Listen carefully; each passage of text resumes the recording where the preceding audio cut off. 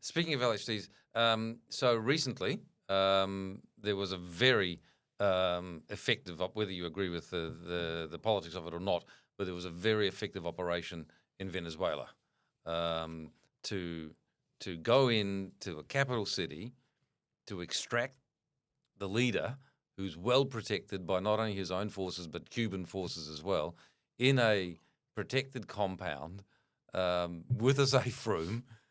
Pull the bloke out and not lose a single one of your troops or combatants, and fly him out to land on a sister ship of the Boxer, which I forget the name now. Iwo Jima.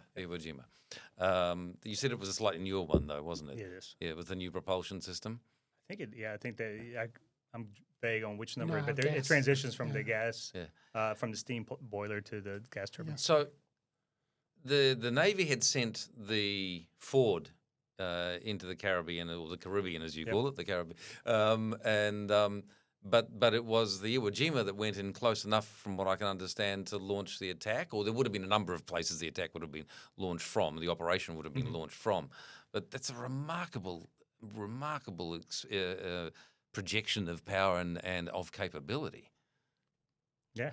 I agree. Yeah. But So, how much planning would have gone into that? Oh, it's extensive planning, and not only that, the rehearsals that go with it. So you plan it out, you create the idea, concept. You get people go to school to learn how to plan these operations, and they get really good at it. And I think just that experience of getting all these planners and doing operations like that, and then they rehearse it till there is no question. Like when you're talking. What the public knows them as Delta Force, or even the SEAL Team 6 or the Special Development War Group, DevGru folks, they rehearse so much, so there is no question about what somebody's going to do on the team. They do it, and then they plan for the unexpected, and that's what makes them so good. Is they just rehearse, and they go, "What if this and what if that?" And they get it down to a science, and things can go wrong. Look at Bin Laden. They had a helicopter that actually Went down. Yeah, it went down. Yeah. And they had already said, okay, if this happens, we're going to blow it up with charges so we can't get it. And then here's how the other team's going to get out. So they work through those contingency plans. And you just sit there and you could call it basically wargaming, the scenario. But that's what you do. You train, and rehearse. So by the time it's actually there's muscle memory. It's mostly muscle memory. Because you think about it from that point, everything's happening very quickly. And if you have to sit there and stop and think about everything, you're probably not going to survive, or you're not going to execute in a timely manner. So it almost has to be like it. You have to be able to execute it as muscle memory. And there's a lot of intelligence to go. As the CIA had a big part to play. Yeah. And so they had operatives and people, from what I understand in the press, is feeding information about where he's located at this time of day, and the term pattern of life. Yeah. And the same thing would have happened with Iraq with the B-2 strike on the nuclear facilities. Iran. These Arab countries, though. Yeah. Those countries, they're all next to each other. Yeah.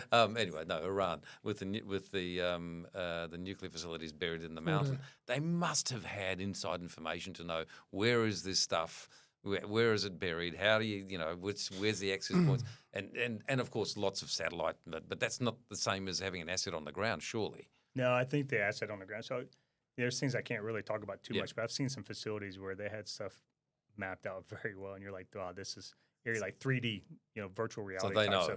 So, with that being said, you also understand what they don't know, and that's just because you realize that sometimes they don't know. Good guess, and sometimes they have incredible intelligence and stuff like that, and you just intel is only as good as it's relevant and useful. So, when you look at the intelligence world and you look at the capability.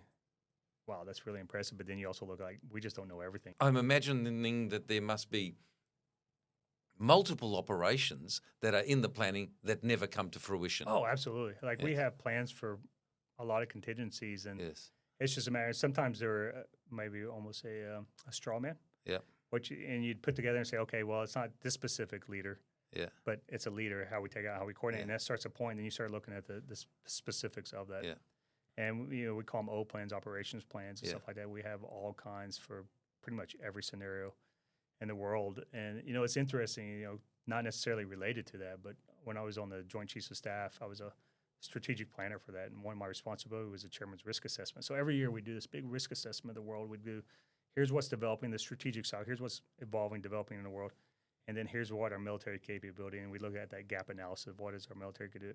And so we'd pulse all the leaders throughout the world. We'd take U.S. leaders, geographic and combatant commanders and stuff like that. So is it the Lincoln that's heading, or is it to the Gulf? Yeah. And it was in the Pacific? That was in the South China Sea, I think. It was in South China Sea. How long does it take him to get there? So we had a very similar scenario. There was an operation called Desert Fox. Yes. And that would have been, 98? Mm-hmm. And we were in Singapore, and we got the order to go. And we went at max speed from Singapore to the Arabian Gulf. It took us 3 days. 3 days. Wow. We left the rest of the strike group behind. We didn't need no oil or anything, and we just went. And the night we pulled in, we started launching strikes into Iraq. Right. So, but yeah, it didn't. I mean, when you're screaming along that quick, you can do it. And that's one of the advantages of nuclear power when you need something over 30 knots, apparently. Over 30 knots. Over 30 knots, yes. We were peaked. Yeah.